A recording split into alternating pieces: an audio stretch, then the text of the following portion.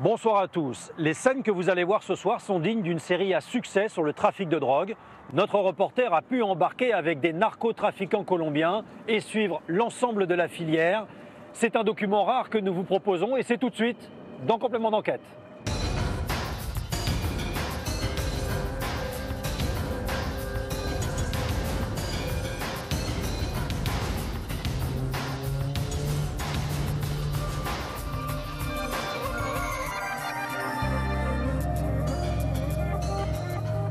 Tu vois, dans chaque paquet, comme ça, il y a 100 grammes.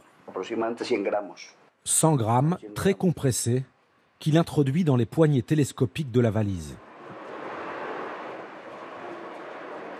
Ça, ils ne peuvent pas le détecter, c'est sûr. Dis-moi, tu connais les effets que produit cette drogue sur les gens? Ah, moi, mon ami, moi je suis un travailleur. Je sais que celui qui consomme peut avoir des soucis, mais c'est le problème de celui qui consomme. Je sais qu'il y a beaucoup de produits chimiques. Grâce à des accès uniques et privilégiés, notre reporter a pu tout filmer, de la cordillère des Andes jusqu'aux boîtes de nuit parisiennes, de la transformation du produit jusqu'à l'étape de la vente, en passant par le contact avec les mules ou encore les passages aux douanes. Un périple qui passe par le Pérou, la Colombie, le Brésil ou encore, et c'est nouveau, par plusieurs pays d'Afrique. À chaque étape, vous allez comprendre quels sont les risques encourus par les intermédiaires et comment la cocaïne peut prendre autant de valeur. Précisons que cette enquête a été réalisée avant le déclenchement de l'épidémie, à une époque où l'on prenait l'avion facilement et où les établissements de nuit, notamment à Paris, étaient ouverts. Medellín Paris, j'ai embarqué avec les narcos. C'est un document de Thierry Gaëtan pour Palace Productions. Paris, un samedi soir. La ville serait devenue la capitale européenne de la cocaïne. Voici Kevin. Depuis 10 ans, il livre de la drogue.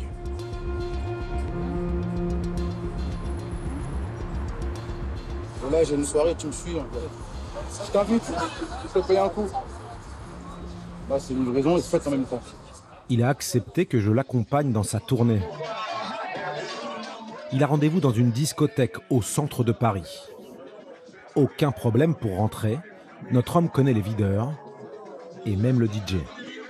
Première étape, un tour aux toilettes.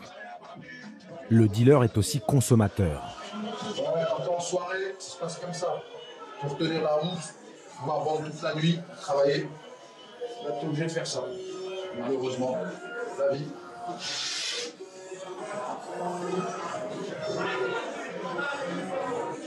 Je prends pas les traits de mer.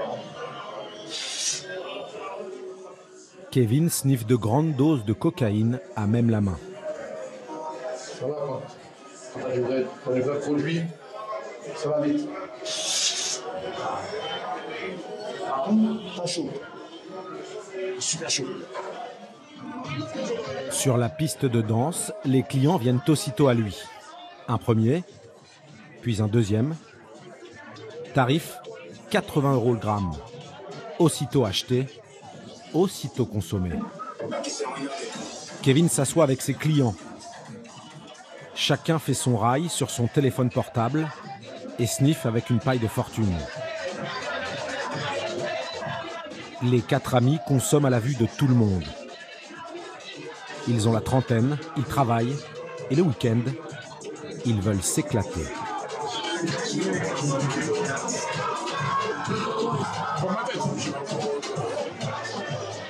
Pour Kevin, les affaires marchent bien. 2 heures plus tard, le dealer remonte aux toilettes pour faire les comptes. J'en ai mangé, bon, il m'en reste encore 4. 4 grammes, j'ai envie de les faire partir. J'aime pas partir. Ça, c'est une bonne soirée.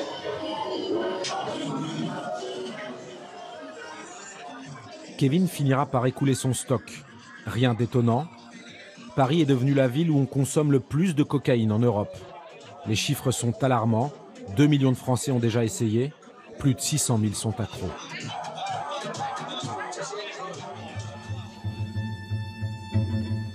Je m'appelle Thierry. Je suis reporter et j'ai l'habitude de travailler seul. Voilà plus de 15 ans que j'enquête sur ces trafics. J'ai grandi en Colombie et un de mes amis d'enfance est devenu un important narcotrafiquant. Après des années de discussions, il a fini par accepter de m'ouvrir son réseau. Vous ne le verrez pas, mais il m'a confié à ses employés, ses petites mains. Beaucoup ont accepté de témoigner à visage découvert. Vous allez suivre avec moi la nouvelle route de la cocaïne. Depuis la jungle colombienne, où elle est fabriquée, jusqu'à Paris, où elle est consommée, en passant désormais par l'Afrique. À cheval sur 3 continents, cette multinationale de la drogue nous a ouvert ses portes et montré ses petits secrets.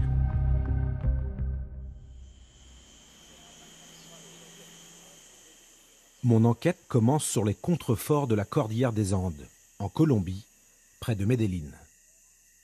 À flanc de colline, des champs de café, de cacao, et juste à côté, les plants de coca, qui poussent à l'air libre.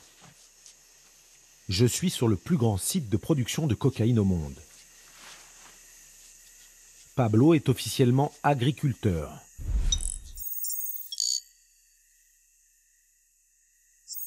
Aux yeux des autorités, il produit du cacao, mais comme tout le monde ici, c'est avec la cocaïne qu'il gagne sa vie. Tu récoltes tous les jours? Non, pas tous les jours. Que lorsqu'il y a besoin. C'est ce que l'on fait le plus ici. C'est avec ça qu'on gagne le plus d'argent ici. C'est grâce à cette plante que l'on survit en Colombie. Les gens vivent de ça. C'est rentable? C'est le plus rentable. Regarde, les champs de cacao que tu vois là-bas nous donnent juste de quoi manger, même avec 10 ou 20 000 arbres. Pablo va immédiatement transformer ses feuilles de coca en poudre blanche. Son petit laboratoire est installé dans une clairière, à l'abri des regards. Les hélicoptères de l'armée qui patrouillent ne peuvent pas le repérer. Ici, on est bien planqué. L'armée ne vient jamais? Jusqu'à présent, ils ne nous ont pas trouvés. On est bien planqué dans ce coin. Si un jour ils viennent ici, j'irai travailler ailleurs. Ce grand sac de feuilles de coca vaut une dizaine d'euros. Mais Pablo va lui donner de la valeur. L'agriculteur se transforme en chimiste. Les feuilles de coca sont d'abord broyées, finement. Ensuite, ils ajoutent une série de produits très étonnants. C'est du ciment pur. Une fois mélangé aux feuilles, le ciment est humidifié et le tout placé dans un baril. C'est là que Pablo ajoute plusieurs litres d'un liquide qui empeste. Qu'est-ce que c'est? C'est de l'essence. Combien de temps tu laisses comme ça? Il faut laisser reposer pendant 2 heures. L'essence fait ressortir les propriétés de la feuille. Et ensuite, on va mettre de l'eau et de la soude caustique. Ça, c'est de la soude caustique. Fais attention, je l'ouvre. C'est quelque chose de très dangereux. Ça brûle vraiment la peau. La soude caustique, un produit utilisé pour déboucher les lavabos ou les toilettes. Elle est destinée à détruire les résidus d'essence et de ciment. 2 heures plus tard, le mélange est filtré.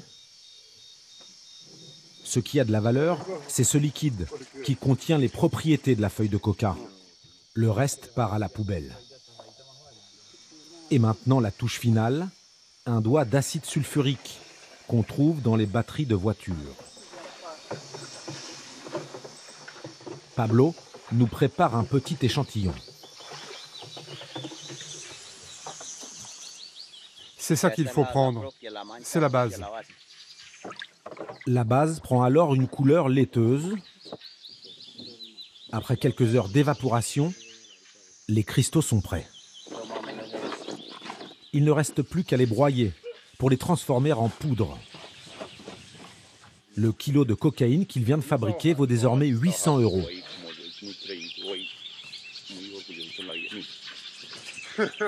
Allez, bon après-midi. Fais attention que je ne te fasse pas mal. Pablo descend le vendre au village. La drogue commence alors son long voyage. On m'a donné rendez-vous à l'extrême sud de la Colombie, à Leticia, en pleine forêt amazonienne.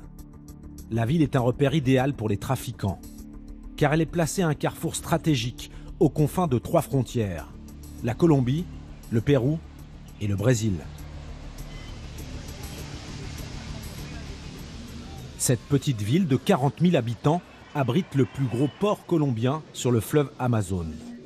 C'est ici que l'on croise tous les transporteurs de la région, mais aussi quelques touristes en quête d'exotisme.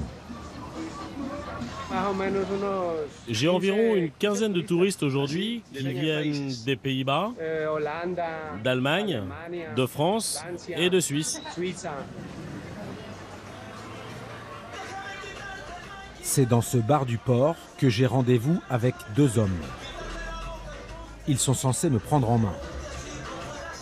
L'homme au maillot blanc s'appelle Miguel. Il dirige le réseau local, une dizaine de garçons. C'est l'homme de confiance du grand patron. Pedro, en bleu, est le convoyeur. Il est responsable du transport de la cocaïne jusqu'au Brésil. Les 2 hommes fêtent leur dernière soirée en Colombie. Demain, ils vont gérer une très grosse livraison. Pour le moment, ils n'ont guère envie d'en parler. Je les suis quand même jusqu'à l'embarcadère. Demain, tu le retrouveras dans sa cabane au Pérou. Ok? Dans sa cabane? Oui, dans sa cabane. Et ensuite, vous me rejoindrez tous les 2 au Brésil et je pourrai te parler là-bas. Je t'expliquerai tout ce que tu veux, mais là, tu vois, on fait la fête. Alors on se voit au Pérou demain? Demain, tu retrouveras Pedro au Pérou. Tu me l'amèneras demain au Brésil, hein? Oui, oui. Pour le moment, on doit partir. Et s'il te plaît, arrête de filmer. D'accord, d'accord. Allez, salut les gars. Ciao, ciao!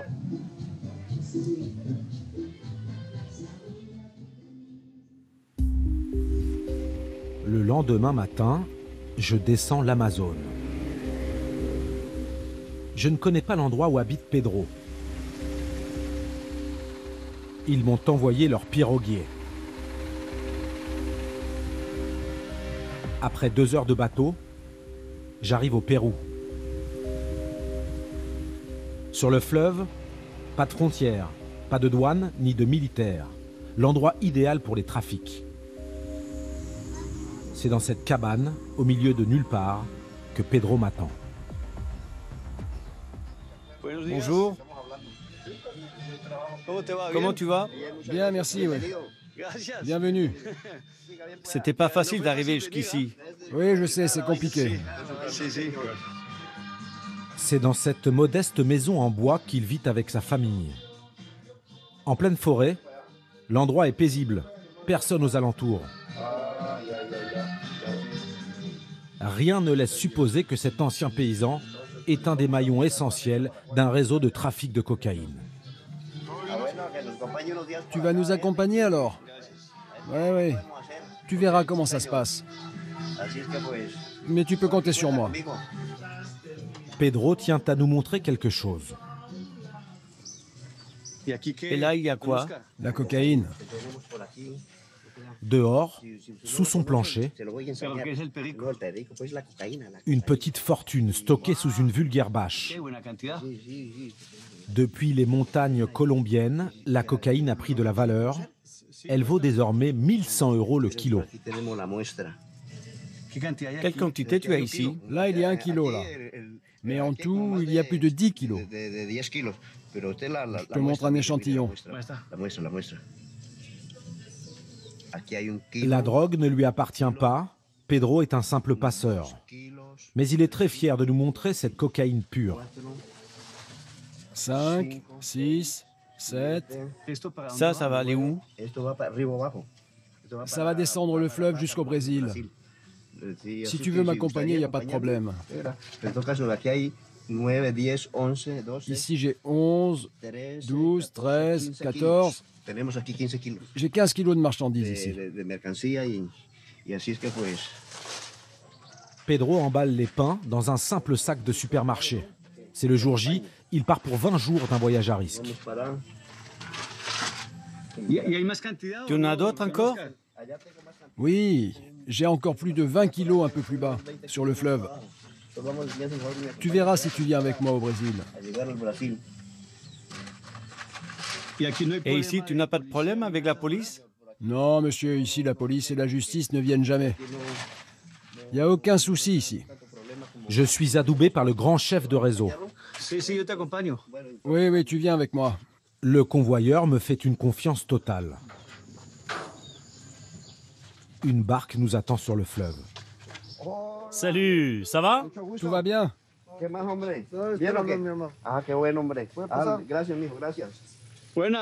Lui, il vient avec moi, il n'y a pas de problème.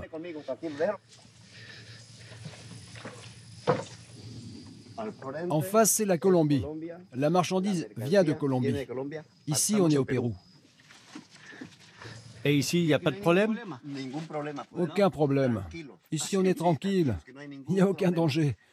Tu vas m'accompagner. On va partir jusqu'au fin fond du Brésil. Tu as toute la marchandise? Bien sûr. Regarde.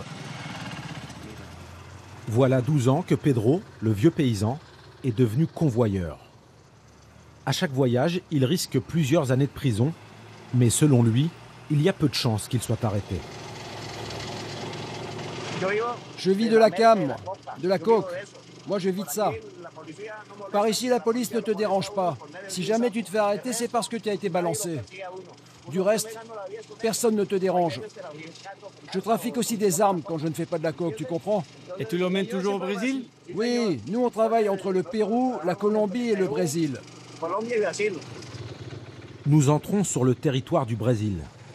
Ici encore, aucune frontière, aucun douanier. Après 3 heures de navigation, la première étape, celle de la collecte. C'est là. C'est là la planque? C'est là où on va descendre. Et il y a qui là-bas? Il y a Miguel qui nous attend.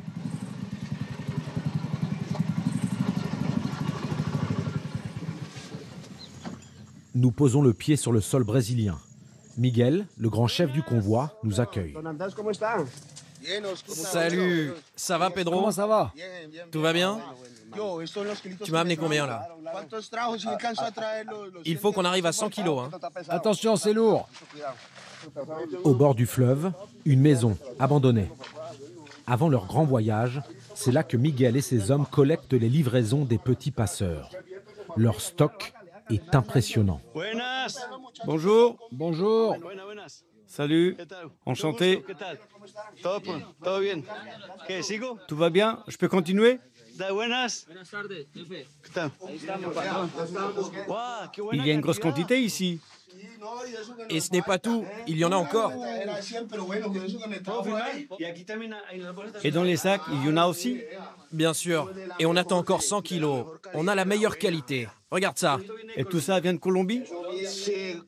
Oui, de Colombie. C'est la meilleure. Et ça va partir dans le monde entier. Regarde ce paquet. C'est de la pure. Il y en a combien dans ce paquet? Environ 1 kilo. Mais elle n'est pas encore compactée.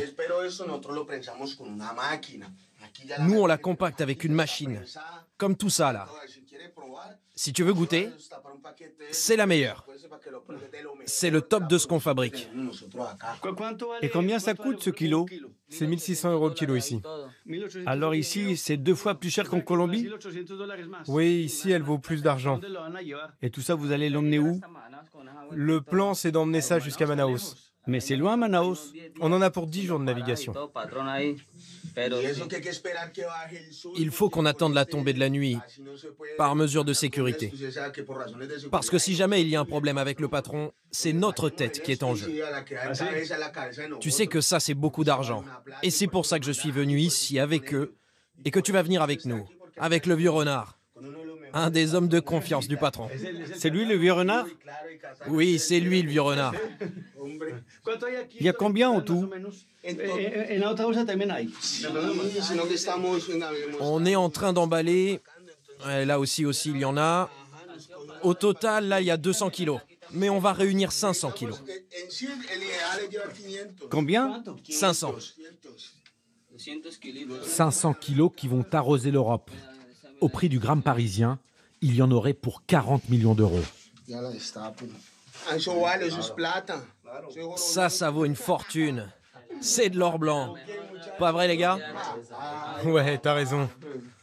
Chez ces 4 hommes, aucun stress. Ils ne sont même pas armés. Aucun scrupule non plus. C'est leur boulot.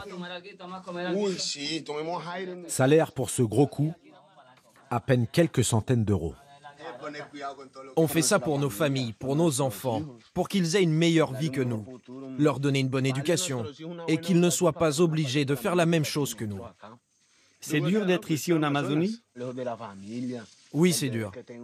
On est loin de la famille. Moi, j'ai un bébé qui vient de naître. C'est très dur. Mais grâce à Dieu, on va s'en sortir. Les trafiquants cassent la croûte avant un long voyage. 10 jours sur le fleuve pour rejoindre Manaus, puis 10 jours en voiture pour atteindre São Paulo. Il ne faut plus tarder. Le danger ici, c'est moins la police que les animaux sauvages qui, à la tombée de la nuit, viennent boire sur les rives du fleuve. Il y a beaucoup d'animaux dangereux ici. Le soir, il y a des boas, des tigres, des pumas. Ici, on est dans le pire endroit de l'Amazonie. On attend qu'il fasse nuit? Oui, exactement. Tu sais, ici, il y a des patrouilles de l'armée qu'il faut éviter. 19 h, nuit noire. Le moment du grand départ. Je filme avec une caméra infrarouge. On n'a pas oublié un paquet par terre? On a tout, vérifiez bien. Hein. Allez, on y va. On va réussir, mon ami, on va prendre le pognon. C'est de l'or blanc.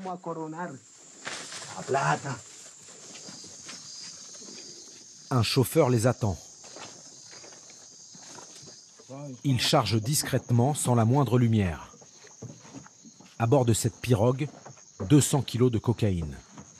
Bientôt, une seconde barque aussi chargée les rejoindra. Doucement. Allume le moteur. Allez, vas-y. On y va, les gars. On part. La navigation de nuit est dangereuse, mais ces hommes sont nés ici. Une simple lampe de poche leur suffit pour éviter les troncs d'arbres. Après ce tournage, je ne reverrai plus Miguel, le chef. Il a reçu 3 balles au cours d'un règlement de compte. Ils ont refusé que je fasse ce long périple avec eux. J'ai rendez-vous 20 jours plus tard. Les 500 kilos sont arrivés sans encombre à São Paulo. C'est la plus grande ville du Brésil, 12 millions d'habitants. Parmi la foule, je retrouve Pedro. Le paysan colombien a changé de look. Il a troqué ses bottes de caoutchouc pour une paire de Santiago. Sa nouvelle mission, cacher la drogue pour qu'elle traverse l'Atlantique. Je vais te présenter une amie, mais tu viens sans ta caméra. Il m'emmène dans une planque en plein centre-ville. À partir de maintenant, je vais tourner en caméra cachée. Le rendez-vous a lieu dans cet immeuble.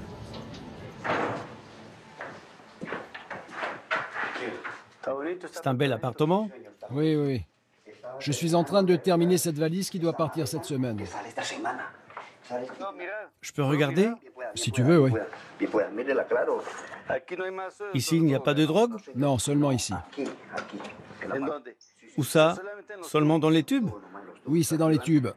Il y a 400 grammes ici, 400 grammes là, 800 grammes au total. Bon, il faut que je termine. Regarde là, il y a 100 grammes. Et là, il y a encore 400. Tu vois, dans chaque paquet, comme ça, il y a 100 grammes. Là, il y a 100 grammes? Oui, 100 grammes. 100 grammes, très compressés, qu'il introduit dans les poignées télescopiques de la valise. Ça, ils ne peuvent pas le détecter, c'est sûr. Dis-moi, tu connais les effets que produit cette drogue sur les gens? Ah, moi, mon ami, moi je suis un travailleur. Je sais que celui qui consomme peut avoir des soucis, mais c'est le problème de celui qui consomme. Je sais qu'il y a beaucoup de produits chimiques. Tu es quand même curieux, toi. Oui. Alors je vais te montrer un truc, mais il faut se dépêcher. Hein. Tu as encore de la coke ici? Oui, monsieur. Ah, il faut faire vite, là. La plupart du stock de drogue est parti par bateau, caché dans un conteneur. Pedro est chargé des petites livraisons par avion. Ça va aussi vers l'Europe? Oui, monsieur, oui.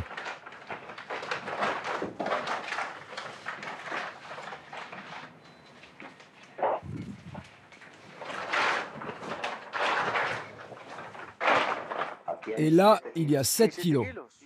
Mais Pedro n'a pas le temps de nous en dire plus. Qui est-ce? Qui est là? Ah, comment tu vas? Vas-y, rentre. Je te présente un ami de confiance. Carmen est ce qu'on appelle une mule. La quarantaine, souriante, une mère de famille, au-dessus de tout soupçon. Enchanté. Ne t'inquiète pas, tu peux avoir confiance. Pas de souci avec moi. Tu as mon truc? Elle est prête, la valise? C'est prêt. Regarde. Là, il y a 400 grammes. Là, encore 400 grammes. Et tu peux être tranquille parce que c'est complètement indétectable.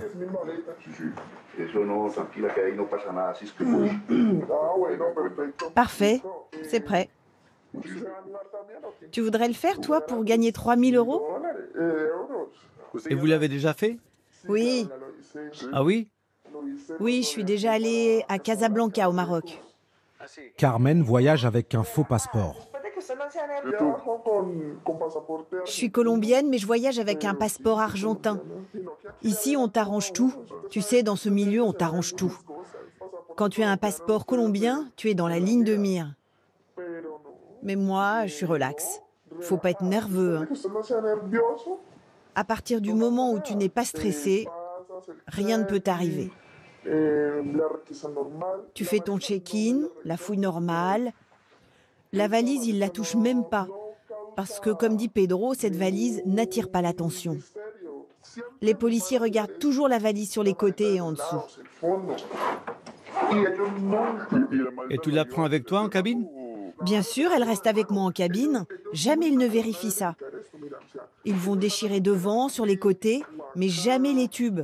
Car la cocaïne est bien pressée et au scanner, c'est opaque. C'est de l'argent facilement gagné. Tu fais des voyages, tu prends l'avion. Je voyage comme une touriste. Et tu te sens tranquille? Oui, normal, comme une touriste. Et voilà. Aéroport de São Paulo, le plus grand d'Amérique du Sud. D'ici, pas question de prendre un vol direct pour Paris, trop surveillé par les douaniers. Les narcotrafiquants ont découvert une nouvelle ligne, plus discrète. Direction Casablanca, au Maroc. Carmen va prendre le dernier vol de la journée. Elle ne sait pas que je suis là et que je la filme en caméra discrète. Habillée comme une touriste, détendue, elle tire sa valise où sont cachés 800 grammes de cocaïne. Elle fait partie des derniers passagers à rejoindre la file d'embarquement de ce vol de nuit, moins surveillé. Atterrissage prévu le lendemain matin, au Maroc. Casablanca, 4 millions d'habitants. La ville est devenue un lieu de transit du trafic de cocaïne. Ici, beaucoup moins de contrôle qu'en Europe. Une passoire pour la grande joie des trafiquants. Mais depuis peu, à l'aéroport, une brigade spéciale stupéfiant a vu le jour. dirigé par M. Outlou. C'est comme ça tous les jours. On passe toujours à notre armerie, on s'arme et on se dirige vers notre lieu de travail.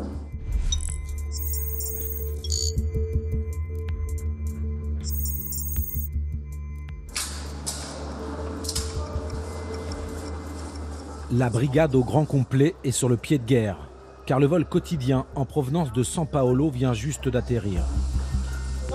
Presque à chaque fois, des mules voyagent parmi les passagers. Les 2 semaines passées, on a eu 3 saisies successives de cocaïne. Des personnes qui portent de la cocaïne dans leurs estomacs. C'est à peu près 3 kilos de cocaïne saisie uniquement la semaine dernière.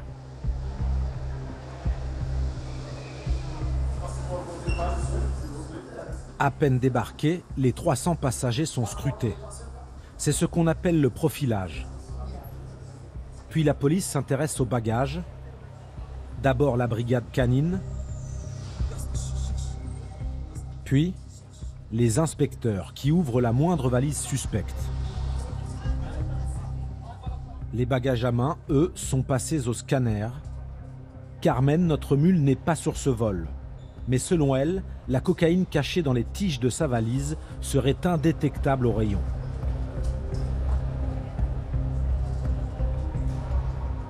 Le grand chef repère une jeune Marocaine suspecte. Il l'interroge immédiatement.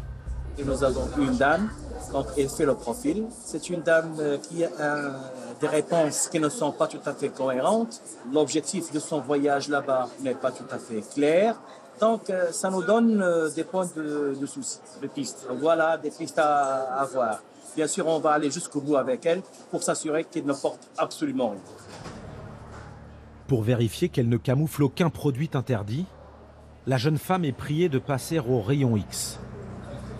Il n'y a rien de suspicion. Elle va continuer son voyage sans aucun problème. Ce jeune Brésilien a lui aussi attiré l'attention de la brigade des stupes.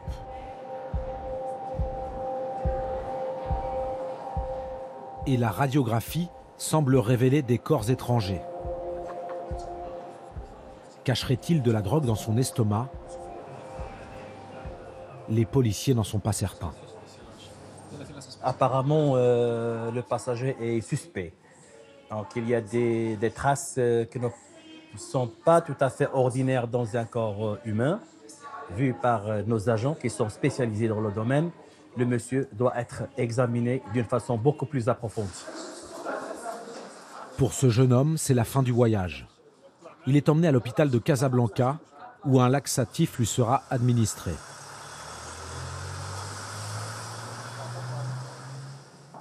Au même moment, un autre suspect interpellé la veille, un jeune Brésilien lui aussi, revient de l'hôpital. Voilà ce que les médecins ont trouvé dans son corps. Il y a 81 capsules, mais le poids, on va le savoir immédiatement. Alors le poids, c'est 910 grammes. Près d'1 kilo dans le ventre. Les policiers s'assurent maintenant du contenu de ces capsules grâce à un test chimique.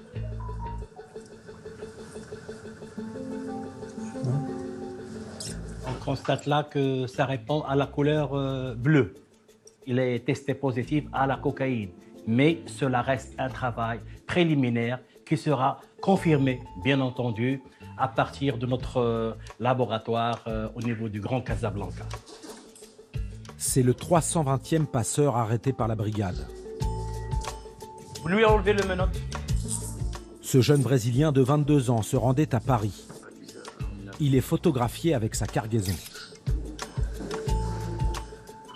L'interrogatoire va commencer. Les policiers ont fait venir un traducteur portugais. On veut savoir d'où il a eu cette matière. Monsieur Outlou aimerait bien remonter la filière. Il a été remis par un Brésilien. Il ne sait pas son nom, il ne sait pas son identité. Elle a dit que son nom, c'est le patron. Patron. Le nom patron, c'est lui qui a lui donné de la cocaïne. Est-ce que vous avez les contacts de ce monsieur patron. J'ai au contact de Brésilien qui traite le cocaïne.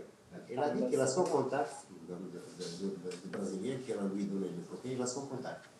C'est à Paris. À Paris. Donc c'est Paris qui a été visé par cette quantité de cocaïne.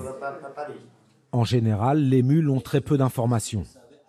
Le Brésilien n'a croisé qu'une seule personne qui lui a remis la cocaïne et promis une jolie somme à son arrivée.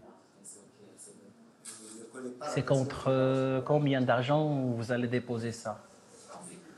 Em euro, mais ou menos. Em euro, era 700. Il a dit à peu près 7 000 euros. 7 000 euros. Le jeune homme ne touchera évidemment pas un centime, mais il va passer ses prochaines années dans les prisons marocaines. Monsieur Oudlou en est à plus de 900 kilos de cocaïne saisie. Les prises les plus récentes sont stockées dans cette simple armoire. Tout ça, c'est de la cocaïne. Ce sont des capsules qui ont été ingérées par des trafiquants et qu'on les a interpellés ici au niveau de l'aéroport Mohamed V. Et comme vous voyez, il y a vraiment des centaines de capsules là. Toute cette cocaïne, en fait, elle provient d'Amérique du Sud? Oui, toute la cocaïne, ça provient de l'Amérique du Sud, directement vers l'Europe. Il y a des capsules qui sont ingérées. Il y a aussi sous forme de poudre, là, comme vous voyez là. Pour passer la douane, certains trafiquants ne manquent pas d'imagination. D'un ressortissant latino-américain, il a débarqué ici chez nous à l'aéroport avec une quantité de cocaïne sous forme de tissu imbibé de cocaïne. Donc, d'un poids total de 5 kilos de cocaïne.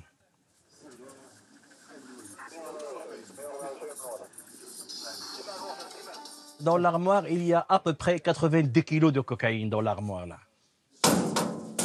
De jolies saisies qui ne doivent pas masquer la réalité. Chaque jour, de grandes quantités de drogue parviennent à quitter le Maroc pour l'Europe. Direction Madrid, où je suis censé retrouver mon réseau de trafiquants, l'avant-dernier maillon de la chaîne. Dans la capitale espagnole, j'ai rendez-vous avec un inconnu. Nous l'appellerons Carlos. Son rôle, réceptionner Carmen, la mule, et surtout sa valise chargée de coke. Sur son smartphone, il a reçu la photo de la mère de famille colombienne. Il accepte que je l'accompagne à l'aéroport. Pour éviter de se faire repérer, Carlos prend le taxi.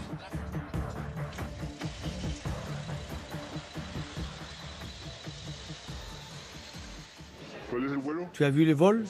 Oui, il arrive à 11h55.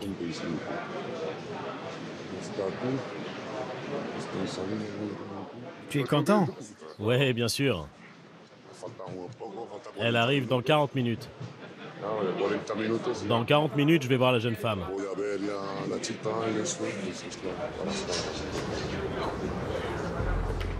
Carlos est arrivé à l'avance parce qu'il joue gros. Pas question de rater la sortie des passagers. Il n'a pas les coordonnées de Carmen. Ils ne se connaissent pas. A-t-elle réussi à passer les contrôles de la douane? Tout va bien? Oui, tout va bien. J'attends la jeune femme. Elle ne sait pas que je suis là. J'attends qu'elle sorte. Je dois guetter pour être sûr que tout se passe bien. Carlos est de plus en plus stressé. Les passagers commencent à débarquer. Et toujours pas de Carmen.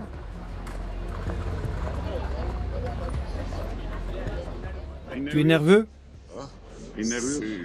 Oui, toujours. À chaque fois que je viens chercher une mule, il y a l'adrénaline qui monte. La crainte de Carlos, que la mule soit aux mains des policiers espagnols.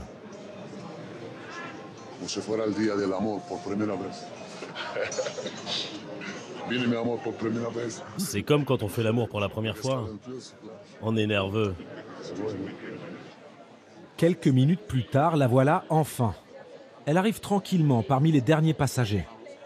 Mais Carlos ne va pas au contact. Elle pourrait être suivie par des agents en civil. La jeune femme ne sait pas que je la filme. La petite valise est bien là, avec ses 800 grammes. Carlos appelle ses chefs pour les rassurer.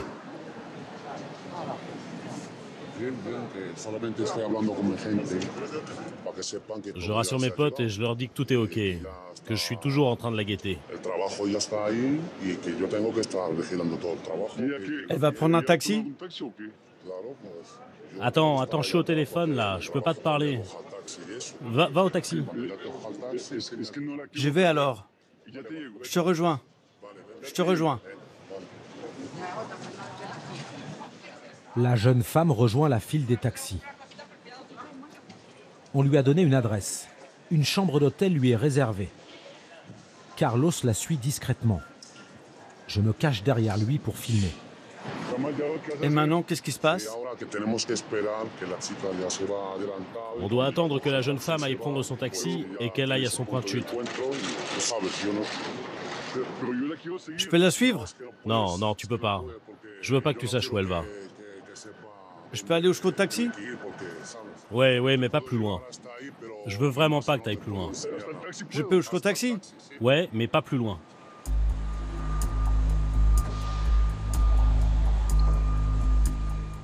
La mule ne sait pas du tout qu'elle est surveillée. Une fois à son hôtel, un complice viendra récupérer sa valise. Elle est arrivée. Ensuite, elle restera à Madrid quelques jours comme touriste pour ne pas éveiller les soupçons.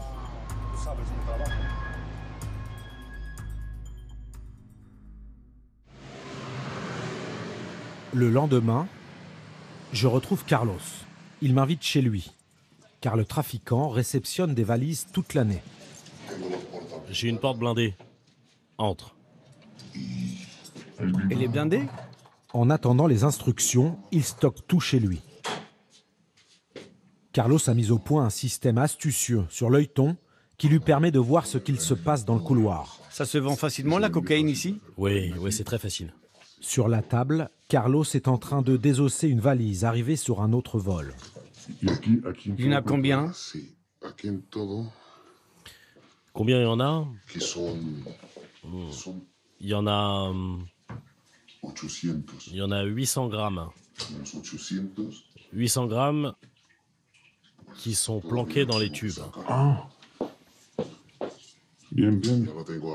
J'étais en train de le démonter, mais comme la fille est arrivée, je me suis arrêté. Tu vas la sortir? Oui.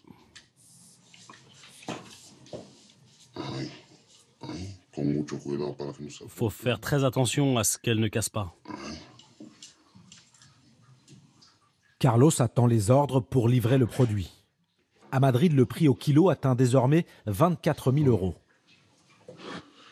€. Ça, c'est pour un client. 30 fois plus qu'en Colombie. Les marges sont très élevées, les risques aussi. Carlos en sait quelque chose.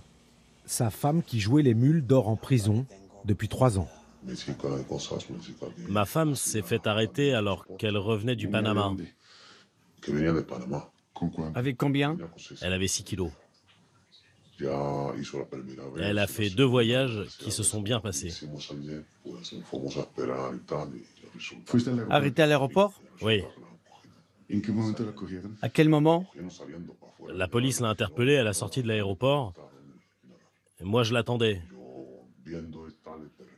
J'ai tout vu et je ne pouvais rien faire. C'était ta femme? On a une fille. Et elle est avec elle. Elle va à l'école et on lui ramène le soir. C'est pour ça que tu me disais hier de faire attention à l'aéroport? Ouais, faut faire très attention. Ça fait déjà 3 ans qu'elle est en prison. En prison? Ouais. Mais maintenant, ma fille a l'âge d'aller à l'école. Donc ma fille peut sortir, mais elle peut sortir seulement pour aller à l'école. Mais bon, j'aime pas trop parler de ça. Dans un coin de la pièce, une autre valise. C'est celle de Carmen, arrivée la veille. Elle n'a pas été ouverte. Celle-là, là, c'est pour un client français. Kevin doit prendre la direction de la France. Elle est encore chargée, j'y touche même pas. Il faut être sérieux avec ça, c'est dangereux. Un client va l'emmener en autobus.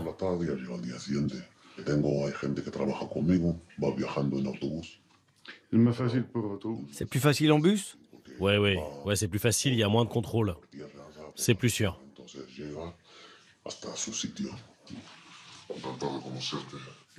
Merci. Merci pour ton témoignage. Dans 2 jours, cette valise atteindra sa destination finale, Paris. C'est ici que j'ai rendez-vous avec Kevin, le dernier maillon de la multinationale de la cocaïne que je suis depuis la Colombie. Je dois le retrouver dans un petit hôtel discret. À peine rentré de Madrid, il commence par vérifier la qualité de la marchandise, qu'il a payé 29 000 € le kilo.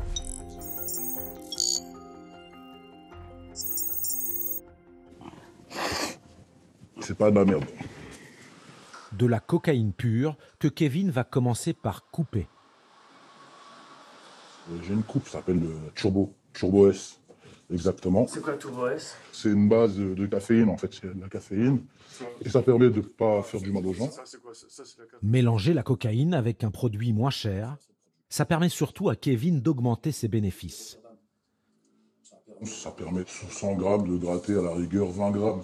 Ça permet d'alléger un peu le produit, parce que ce produit est un peu fort, c'est un produit qu'on ne peut pas taper forcément. Et c'est pas tout le monde qui peut le taper. Comme la qualité, elle est super bien, même en la coupant, en fait, ça se voit pas qu'elle a été coupée. Du coup, le produit reste toujours nickel. Elle sent fort, c'est là. Elle pue le kérosène, c'est ça le pire. De toute façon, c'est ce que les gens, ils aiment. Cette fois, la cocaïne n'est plus pure. Coupée avec 20% de caféine, Kevin tient à la goûter à nouveau. Je me fais une petite trace pour voir le produit, comment je l'ai coupé, à quelle ampleur, s'il passe toujours ou pas. Là, elle est bonne, ça. C'est pas de la dope. Et là, je vais commencer à faire des petits grammes. Des pochons d'1 gramme qu'il revendra à l'unité à ses clients parisiens. Il faut être super précis dans ce business-là. Voilà, 1 gramme 1. Et on rajoutera encore un peu plus en comptant le plastique. Voilà, comme ça, du coup, on est correct. Et donc, ce gramme-là, vous le vendez à combien? Je le vends exactement à 80 €. Parce que bon, il y a 1 gramme et la qualité, elle est là. Et à Paris, les clients ne manquent pas, surtout le week-end. Par jour, je peux en vendre avoir 20 grammes par jour. C'est qu'en gros, 100 grammes, ça va super vite. C'est quand même beaucoup, 20 grammes par jour. Quand on vous appelle pour 3, 4, 5, 6, ça va, on s'en rend pas compte. Hein. Même des fois, même pour moi, je suis dépassé. Des fois, ça arrive d'en vendre 10 ou 20 d'un coup. C'est qui les acheteurs? Ça atteint tous les niveaux de la société. Hein. Que ça soit du plombier, avec ce que tu veux. Que ce soit même des sportifs. Même un juge d'instruction qui m'en demande. C'est-à-dire, ça va très loin. Vous avez un juge qui vous achète? Ouais. 1 fois par semaine, régulièrement. À mon avis, avec le travail qu'il a, avec le stress qu'il a, c'est compréhensible. De temps en temps, il se prend une petite trace. La cocaïne est un produit rentable. Le prix de vente représente 3 fois le prix d'achat. Cette semaine, Kevin va écouler ses 100 grammes. Sur un 100 grammes que j'ai acheté à 29. À 29, c'est-à-dire 2900 €? 2900 €, c'est bien ça. Ça veut dire que du coup, je fais un minimum 9000 € dessus. Minimum. Voilà. 9000 € de recettes pour 100 grammes vendus. Cela fait 6000 € de bénéfices cette semaine. À Paris, ça s'arrête pas. Ça s'arrête pas. Là, j'ai quelques minutes de répit. Ça fait un peu de bien. Des fois, ça arrive de même pas avoir le temps de manger déjà. Regardez, ça commence déjà. C'est un acheteur. Allô? Allô? Oui, allô, bonsoir, comment tu vas? Salut, ça va? Ça va et toi, comment tu vas? Ça va, ouais. Dis-moi tout. Dis-moi, c'est urgent, là, j'ai une petite soirée et tout, là, tu peux venir, urgent? Ok, mais par contre, il fallait quoi? Je ramène quoi en bouteille de chardonnay? Bon, on est nombreux, 4-5 bouteilles, ça plaît. Ok, ça marche nickel, ok, ça marche. Chardonnay, un nom de code pour la cocaïne en cas d'écoute policière. Tu m'envoies juste l'adresse, hein, et je décolle. Allez, ciao. Merci. Je t'en prie. Vous voyez, il y a de la demande. C'est un client? C'est un client. Et il est pressé. Ils n'aiment pas attendre. Bah, d'ailleurs, je vais m'en faire une petite. Mais là, ça fait 3 fois que vous en prenez. Ouais, juste pour tester le produit, pour rester en PV, parce que j'ai un petit coup de barre. Kevin semble complètement accro à son produit. Il prépare son stock pour la soirée. Je pense que ce soir, on va en faire juste 15 ou 20. Juste la soirée. Hein. On va se faire une petite tournée. Je vous suis. Avant ça, encore un petit dernier pour la route. Bon, t'es prêt là? Oui. Je vais appeler le chauffeur. C'est-à-dire? C'est prêt, je suis comme un livreur de pizza. C'est-à-dire du coup, on passe plus inaperçu en étant dans les voitures. Des chauffeurs qui nous déposent, c'est plus simple, plus discret. Et la tôle, ça vous fait pas peur? J'ai déjà fait quelques années, mais bon, j'ai pas envie de récidiver. Du coup, quand il n'y a pas le choix, on sait faire que ça, et on fait ça. Je vous dis quoi? C'est la vie, hein. Il y en a qui ont choisi de rester dehors, il y en a qui deal, il y en a qui braquent, il y en a qui volent. Chacun son truc, quoi. Allez, let's go, on y va. À 30 ans, Kevin n'a jamais eu de travail honnête. La vente de drogue, il ne connaît que ça. Ça va le soir. Ça roule par ici. La tournée commence. Le chauffeur de taxi ne se doute de rien. Premier rendez-vous, place du Trocadéro. C'est parti. C'est où le rendez-vous? C'est juste sur mais tu t'arrêtes au niveau du feu rouge, je reste un peu plus loin. D'accord. Je vais filmer la transaction à distance. Face à lui, le client l'attend, tranquillement. Ils se font la bise. Visiblement, c'est un habitué. Les deux hommes ne se cachent pas. L'échange va avoir lieu dans la rue, en quelques secondes, en toute décontraction.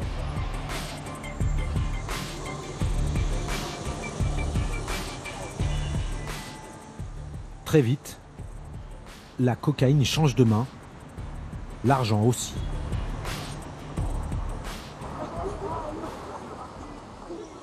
C'est nickel, impeccable. C'est-à-dire? Ils ont dit 5 grammes, 400 €. Tu vous as payé? Heureusement, c'est quoi ça? Je peux pas faire? Heureusement. Attends. Vous avez d'autres livraisons? On a pas mal.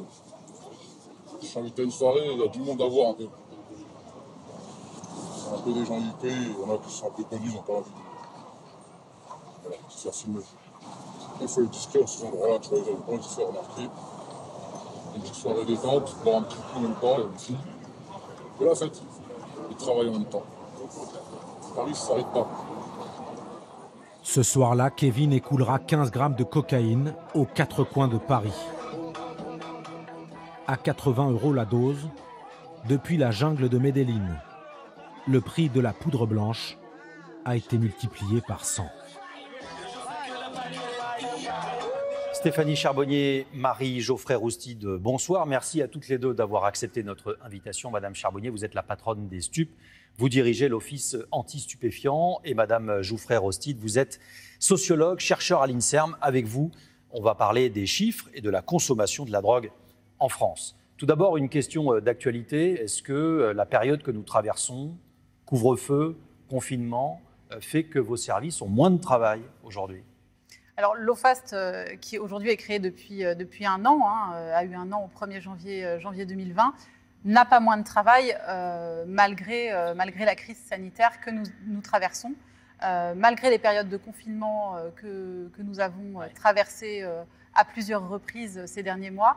La lutte contre les trafics de stupéfiants reste actuellement très intense sur le territoire français. Elle reste la même. Est-ce que cependant la baisse du trafic aérien, on voit dans cette enquête que les passeurs se servent des avions de ligne, Est-ce que cette baisse du trafic aérien qui est mondiale a modifié l'acheminement de la drogue?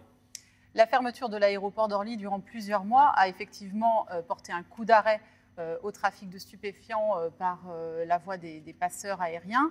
Néanmoins, le trafic de cocaïne s'est poursuivi avec des importations par voie de containers qui, elles, se sont poursuivies. Et d'ailleurs, il y a eu un mort, je crois, récemment, parmi les dockers du Havre. C'est une affaire qui était liée au trafic de drogue. Alors, il y a régulièrement des agressions qui peuvent avoir lieu. Nous le savons, les ports peuvent être des lieux de compromission. Cela fait partie des axes de travail sur lesquels l'OFAST actuellement s'engage très fortement et sujets sur lesquels nous avons un œil très, très attentif. Alors, Marie Geoffrey-Roustide, vous avez travaillé sur l'inégalité, d'une certaine façon, entre les hommes et les femmes face à la consommation de la cocaïne. Est-ce qu'on peut dire que la cocaïne est une drogue d'homme? Alors, comme toutes les drogues, on observe des différences genrées.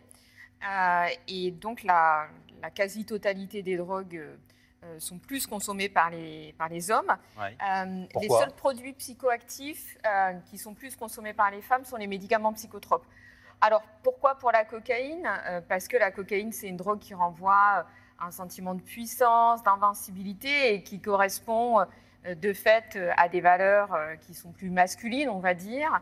Et donc, il y a un autre élément, c'est que l'usage de drogue en général est quand même beaucoup plus stigmatisé chez les femmes que chez les hommes. Donc, c'est aussi une des raisons pour lesquelles on observe plus de consommation de produits psychoactifs et en particulier de cocaïne chez les hommes. Et les trafiquants eux-mêmes sont plus souvent des hommes aussi. Nous avons principalement, effectivement, des hommes comme auteurs de ces infractions. Néanmoins, les femmes ne sont pas épargnées par les trafics. On le voit d'ailleurs dans le reportage avec le recours à des femmes. Oui. Et on le voit notamment sur les filières guyanaises où beaucoup de femmes sont utilisées comme passeurs de cocaïne. Est-ce que le confinement et les couvre-feux ont eu un impact sur la consommation de la drogue? Oui, sur la question de la consommation, sur le premier confinement, on a mené une étude qui s'appelle la Global Drug Survey, qui est menée dans une vingtaine de pays chaque année. Et donc, on a vu que la cocaïne était un des rares produits avec l'ecstasy pour lequel on a observé une baisse. Et cette baisse était particulièrement marquée en France. Alors, pourquoi? Parce qu'en fait, les drogues, on va être amené à les consommer dans certains contextes. Et donc, la cocaïne fait partie des produits qui sont beaucoup consommés en contexte festif ou pour favoriser de manière factice les interactions avec les autres et la sociabilité. Et quand vous vous retrouvez confiné seul dans votre appartement, ce n'est pas le produit que vous avez envie de consommer. Madame Charbonnier, est-ce que le couvre-feu a eu un impact sur le trafic? Alors, le confinement a effectivement eu un impact sur le trafic. Il a d'abord désorganisé l'activité des trafiquants eux-mêmes qui se sont retrouvés face à une situation complètement hors du commun, avec des difficultés de circulation, avec une présence sur la voie publique qui s'est révélée être suspecte durant la première phase de confinement. Néanmoins, les trafiquants s'adaptent et réussissent néanmoins par d'autres méthodes à diffuser les produits. Je pense notamment à ce qu'on a appelé l'ubérisation des trafics et le recours massif aux réseaux sociaux, aux outils de communication pour diffuser du produit. Sur l'année 2020, quelle a été la quantité de drogue que vos services ont pu saisir? Alors, les chiffres sont légèrement en baisse par rapport à l'année précédente, mais avec l'arrêt de l'activité économique du pays, avec l'arrêt des trafics durant une courte période, mais qui a fortement déstabilisé le système. Les chiffres s'articulent autour de 14-15 tonnes de cocaïne saisies. Et est-ce qu'on a une idée de la proportion des quantités saisies par rapport à ce qui circule en matière de drogue dans le monde? Il est extrêmement difficile d'évaluer le volume précis du trafic, puisque par définition, il existe un chiffre noir aujourd'hui. Est-ce qu'on a un ordre d'idée? Est-ce que c'est d'un rapport de 1 à 10, de 1 à 3 Les sources ne sont pas suffisamment scientifiques pour qu'on puisse se baser sur un chiffre. Je ne voudrais pas... D'accord, donner de mauvais chiffres. Vous qui êtes scientifique, est-ce qu'on a une idée de la quantité, compte tenu de ce qui est consommé en France, de la quantité de drogue qui circule? qu'on a à disposition comme chiffres, c'est des chiffres qui sont basés sur des données déclaratives. Ouais. On a la moitié des Français, par exemple, qui ont déjà expérimenté le cannabis. Et donc, voilà, c'est une drogue donc, qui est très largement consommée en France. Et d'ailleurs, ce qui est intéressant pour le cannabis, c'est qu'on a actuellement en France un des pays les plus répressifs d'Europe et on a le niveau de consommation de cannabis le plus élevé chez les jeunes. Et c'est surtout chez les jeunes que c'est particulièrement préoccupant. Est-ce que ce désespoir qu'on peut constater chez certains dans cette période de grande incertitude pousse à la consommation ? Alors, cette tendance à l'augmentation de la consommation de drogue, on l'observe depuis plusieurs années. En fait, on l'observe en France, mais on l'observe également en Europe. Donc, la consommation de cocaïne ces 20 dernières années a été multipliée par 4 en France. Et donc, ce qui est particulièrement préoccupant, c'est qu'elle a été multipliée par 4 donc en population adulte. Mais quand on regarde le niveau de consommation chez les jeunes de 17 ans, c'est une drogue qui est déjà très consommée également chez les jeunes de 17 ans. Alors, on a aussi l'idée d'une cocaïne qui n'est pas forcément dangereuse. Peut-être qu'il faut quand même rappeler que c'est un produit qui tue chaque année un certain nombre de gens. Quelle est la dangerosité de toutes les drogues ? Est-ce que vous pourriez nous donner comme ça une sorte de classement des drogues les plus dangereuses ? Alors, des scientifiques, et en particulier des neurobiologistes, ont fait ce classement, en particulier un scientifique anglais qui s'appelle David Nutt, et il a montré que la drogue la plus dangereuse, c'est l'alcool. De très loin, on a actuellement en France 50 000 décès par an liés à l'alcool. Et donc, en fait, quand on regarde le classement de la dangerosité des drogues d'un point de vue scientifique, on voit que les produits illicites, en particulier le cannabis, arrivent très loin après l'alcool. En revanche, sur la question de la cocaïne, je pense que ce qui est très important, c'est de déconstruire les imaginaires sociaux. La cocaïne est en effet une drogue qui est perçue comme peu dangereuse parce que liée au milieu festif, mais il y a des usages très durs de cocaïne qui peuvent donner lieu à des troubles psychiatriques, à des problèmes cardiovasculaires et donc qui peuvent affecter le quotidien des personnes qui consomment. Madame Charbonnier, est-ce que ces tendances, vous les retrouvez parmi les saisies, parmi les enquêtes que vous menez ? Ce qu'on constate aujourd'hui, c'est une très forte disponibilité du produit, avec l'augmentation des productions en zone de production, une augmentation du nombre de consommateurs réguliers sur le territoire. On le voit également, on mesure cette disponibilité au regard des prix, puisque les prix de la cocaïne ont largement diminué ces dernières années, pour arriver à un niveau aujourd'hui de moins de 70 € le gramme de cocaïne sur le territoire français et une vente au kilo qui est également équivalente à environ entre 30 et 35 000 €. Ça veut dire quoi, cette baisse des prix ? Ça veut dire qu'il y en a plus sur le marché, que vous en saisissez moins ? C'est les règles de l'offre et de la demande, puisque comme sur le marché classique, vous avez un marché qui s'équilibre en fonction du nombre de demandeurs et du nombre d'offrants. Dernière petite question, quelle est la filière qui vous inquiète aujourd'hui? Nous, on a montré là cette enquête avec cette filière-là colombienne, mais on imagine qu'il y en a beaucoup. Il en existe beaucoup d'autres. Cette filière-là est inquiétante, c'est une route. Il en existe une autre au départ de la Guyane, à destination du territoire métropolitain. Vous avez également les importations par voie de container, quand on parle de cocaïne, qui sont également très très importantes et qui permettent d'importer de grosses quantités de cocaïne sur le territoire européen et particulièrement sur le territoire français. Donc je dirais que l'ensemble de ces filières attire notre attention et l'action qui est conduite est une action qui est globale. Merci beaucoup à toutes les deux. C'est maintenant la fin de ce complément d'enquête, mais vous pouvez nous retrouver sur n'importe quel écran grâce à l'application France.tv, mais aussi celle de France Info, rubrique Magazine. Merci à Hugo Plagnard et Clément Castex à la rédaction en chef de cette émission. C'est Caroline Durand qui m'a aidé à concevoir et préparer ces entretiens. C'est Damien Leboucher et Damien Piroli qui a réalisé ce numéro ce soir. On vous retrouve très vite. Bonsoir.